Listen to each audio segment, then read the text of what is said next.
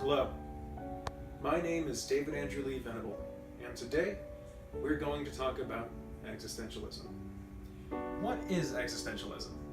Well, aside from being a literary and ideological refuge for angsty teens and depressed adults, it is a philosophy that has influenced art, culture, and general thought from its very inception to the modern day. But what does existentialism mean? What does it stand for? What are its tenets? The dictionary defines existentialism as a philosophical theory or approach that emphasizes the existence of the individual person as a free and responsible agent determining their own development through acts of the will.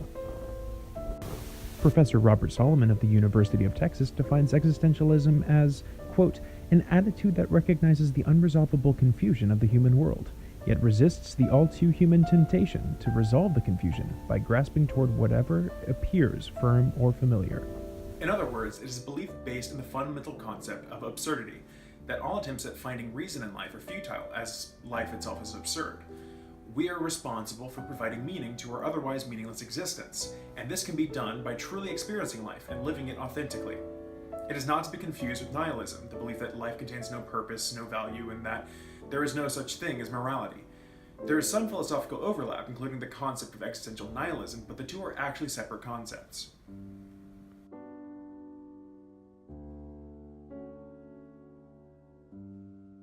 The earliest philosophers that could be considered existentialists would be Danish philosopher and Beethoven lookalike Søren Kierkegaard, who could very well be considered the father of existentialism. Kierkegaard wrote frequently about the individual, about the inherent angst, alienation, and despair of the human existence. He wrote of our need to come to terms with the inevitability of death, as few truly do acknowledge this harsh reality. The other proto-existentialist would be this man, human walrus Friedrich Nietzsche. Nietzsche wrote extensively on nihilism, which we refer to as a constant worth struggling against in one's everyday life. He wrote about the lack of objective reality, something existentialists would reflect on in later years. One of his most famous concepts is that of eternal recurrence, which posits the question of, if you were to relive this life from start to finish for all of eternity, would you do so gladly, or would you fall to your knees in despair? Another early example of existential concepts can be found in the works of Fyodor Dostoevsky, whose harrowing and lengthy works discuss themes of suicide, morality, and religion. Such intense topics make sense for a man whose piercing eyes contain an intensity that haunts me to my very core. They just stare at you, into you.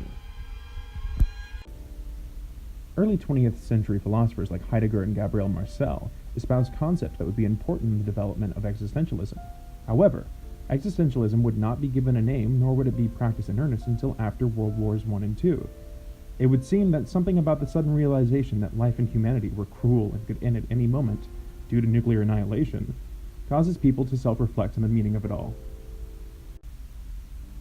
Perhaps the most well-known existential philosophers, if not the most impactful, though they may certainly be, are the French, Jean-Paul Sartre, Albert Camus, and Simone de Beauvoir. Sartre is perhaps the best-known existential thinker.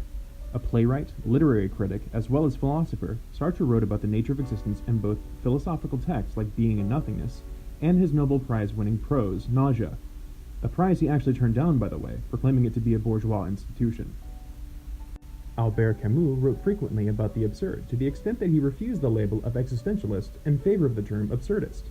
His myth of Sisyphus compares the absurd nature of life to the Greek figure Sisyphus, who was doomed to roll a boulder up a hill just for it to roll back down for all of eternity.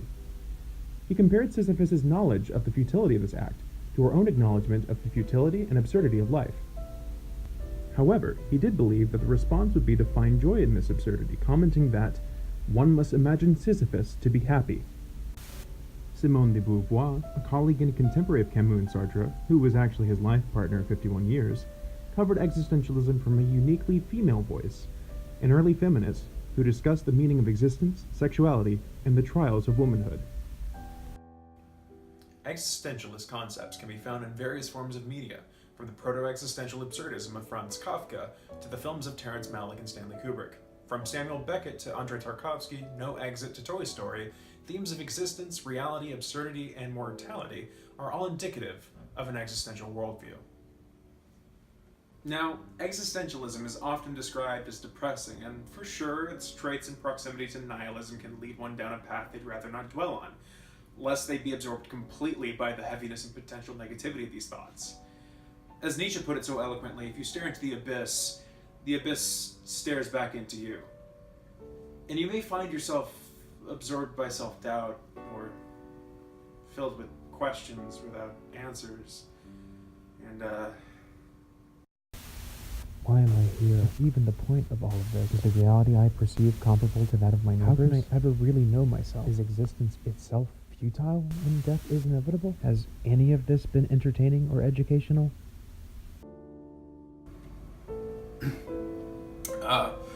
But I truly believe, and I think that most existential philosophers would agree, that existentialism is a philosophy that can actually be quite optimistic. It espouses self-awareness. It celebrates the freedom of acknowledging the absurdity of life and the ability to define your own life's meaning in the face of an otherwise meaningless existence. I find it to be as exciting as it is frightening. And when life is chaos, it's also a blank canvas. I'm David Andrew Lee Venable. Thank you for joining me. Have a good evening.